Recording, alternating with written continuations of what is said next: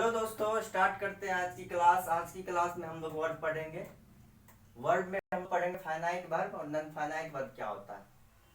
सबसे पहले हम फाइनाइट वर्ब के बारे में जान लेते हैं और इसके एग्जांपल को देख लेते हैं कि ही कम्स हियर, वह यहाँ आता है, यानी सिंपल प्रेजेंट ये वर्ब हो गया एक तरह से।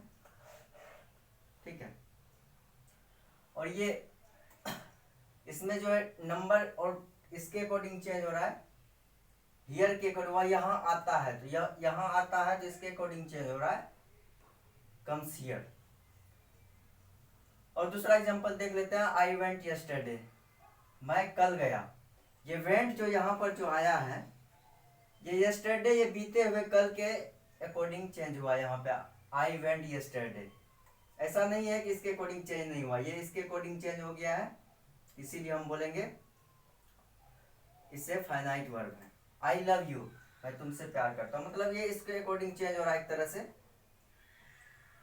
सबसे पहली बात हम इसके डिफिनेशन के बारे में जान लेते हैं कि इसका डिफिनेशन क्या होता है, जो कि according to tense, person and number के अकॉर्डिंग चेंज होता है। सबसे पहले हम दूसरा एग्जांपल देख लेते हैं, आप लोग को क्लियर कर देते हैं कि ये आई वेंट यस्टरडे, मैं कल गया। तो ये वेंट जो आया, V2 जो आया यहाँ सिंपल पास्ट टेंस जो आया है, ये यस्टरडे के अकॉर्डिंग आया हुआ है, तो इसीलिए यहाँ पर वेंट लगाए हैं, आई वेंट यस्टरडे। ठीक है, टेंस मतलब फाइनाइट वर्ब ऐसा वर्ब है जो कि टेंस, पर्सन और नंबर के अकॉर्डिंग चेंज होता हो तो उसे फाइनाइट वर्ब बोलेंगे। ठीक है, अब हम लोग नॉन फाइनाइट वर्ब के बारे में बात कर लेते हैं कि नॉन फाइनाइट वर्ब क्या होता है। सबसे पहले हम एग्जांपल देख लेते हैं, आई अवॉइड कटिंग ट्रीज। ये अवॉइड जो चेंज जो हुआ यहाँ पे, ना तो इसके अकॉर्डिंग चेंज हुआ है, ना तो इसके अकॉर्डिंग चेंज हो गया है हुआ है। ये एक तरह से नंबर ही है, पुलर है, और ये कटिंग जो है मेरा क्या हो गया, जीरंड हो गया।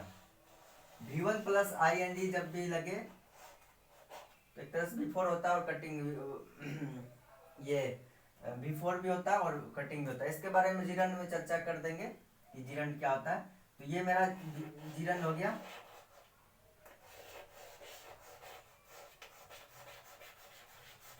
और ये ट्रीज क्या हो गया, मेरा नंबर हो गया।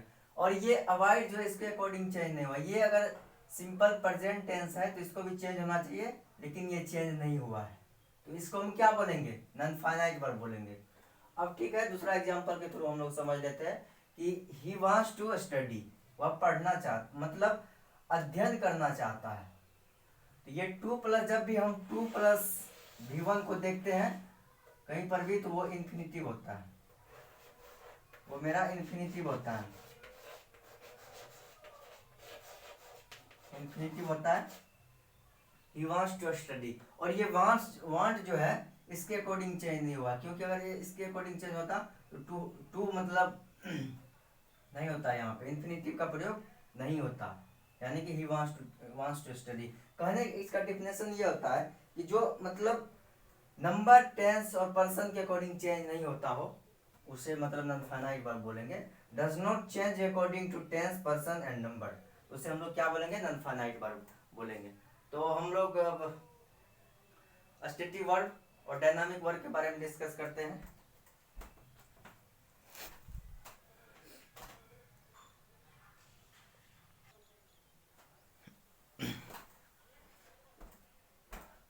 आइए तो हम लोग वर्ब में स्टेटिव वर्ब और डायनामिक वर्ब के बारे में बात करते हैं। सबसे पहले हम इसका स्टेटिव वर्ब के बारे में जान लेते हैं। स्टेटिव बना हो, स्टेट से बना हुआ स्टेटिव, इसीलिए इसको हम स्टेटिव वर्ब बोलते हैं।